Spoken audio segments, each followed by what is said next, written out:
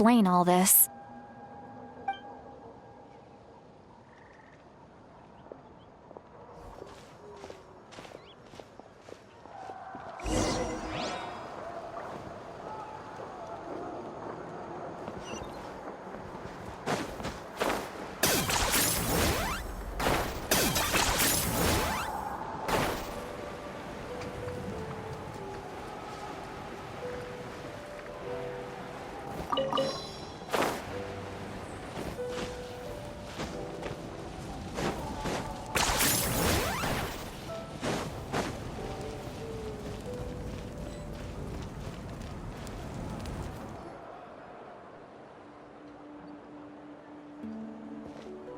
Do you two have some time?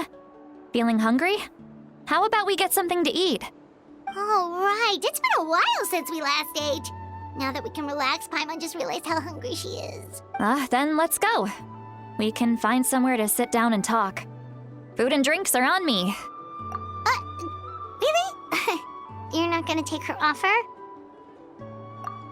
That's right. See, Lolly has gotten a lot quieter since Aurora ran away. She seems to be having a hard time. He's right. We're seasoned adventurers, so we're more than capable of paying our own bill. Hey, come on now.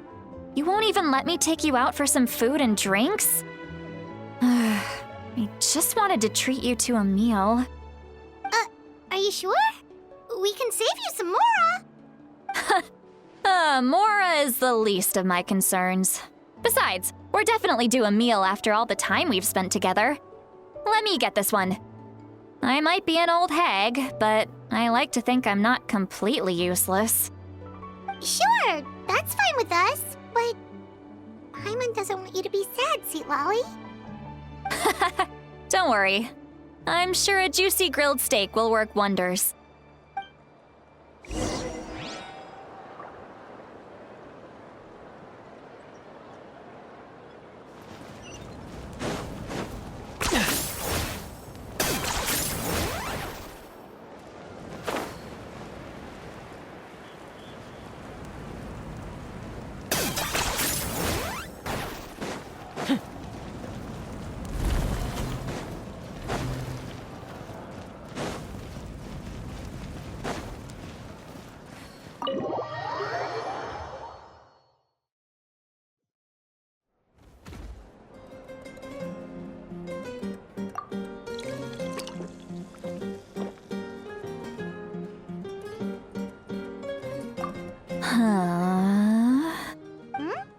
What are you looking at? Do you see two people standing by the door? They look like spitting images of each other. Are they twins?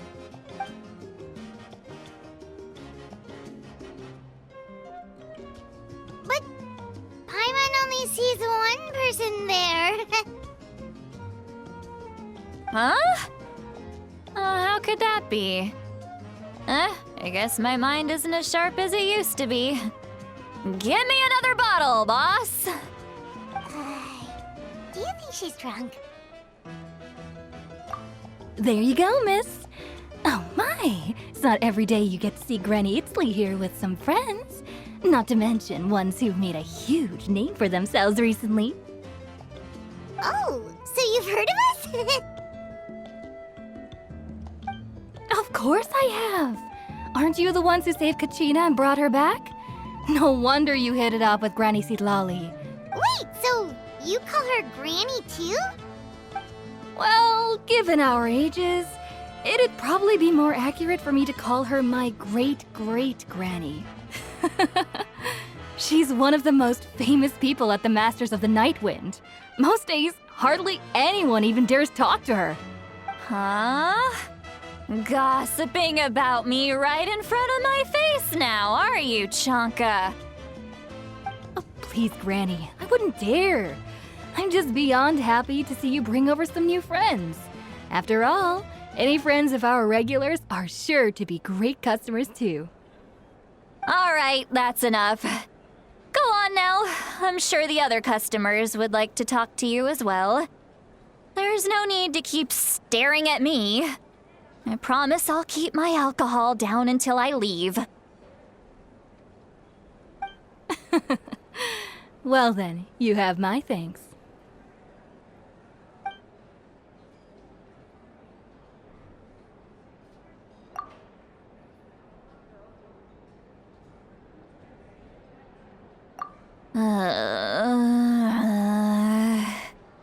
Seat Lally? Seat Lally? Who's that? You got some gall calling me by my first name. Let me guess. You want to test your skills against Granny Eatsley, don't ya? Are you still with us, Seat Lally? You're kinda talking to no one. You chumps come around here, picking fights with me? Well, you know what happens next.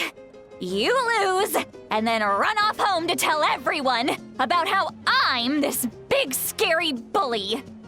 It's always the same story. Come on. Monster? Me? Really? What did I do to deserve that? Granny Seat Lally, you're not a monster at all. Exactly! And while we're at it, I'm not some lazy slacker either. Between meditation, advising the chief, and speaking with the Wyab, I actually have a pretty packed schedule, you know. Oh yeah, and I have to mentor all the new kids. Hey, new kid. Yeah, you.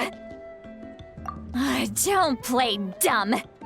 Didn't I teach you how to find phlogiston? You see? I know my stuff. I'm a good teacher. You tell him. That's more like it. About dang time someone showed me a little respect. Yeah, Granny's a hard worker, all right. You can always rely on old Granny.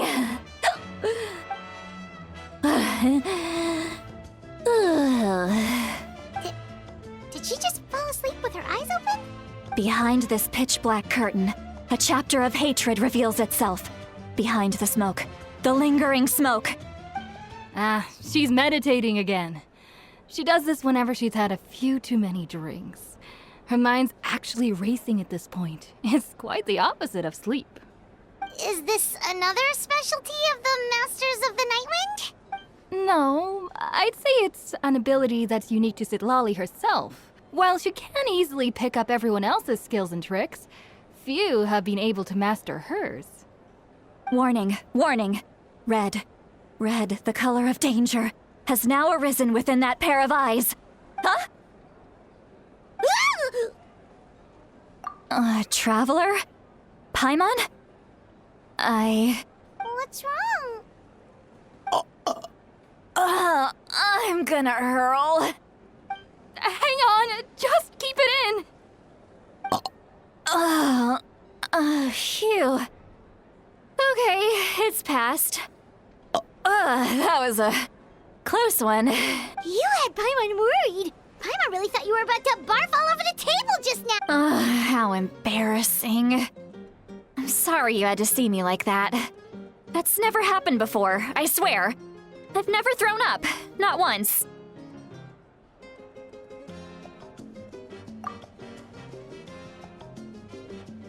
Are you feeling okay? Want to take a quick walk and get some fresh air? There's so much that I want to say, but I can't. Why not? Of course you can. Just say whatever's on your mind. Please, Paimon, it's not as simple as you think. We've only known each other for a few days, right? What would you think of me if I were to start dumping all of my complaints on you after we've only just met? Oh, Paimon gets it. You're hoping that we wouldn't think less of you no matter what you're about to say. No, that wasn't my point at all. Seriously, don't you youngsters know anything about shame? I'm talking about shame. I've lived all these years and still can't get rid of it. Surely you know the feeling too? actually, about that. Huh? Tell me what? Yeah, this is as good a time as any.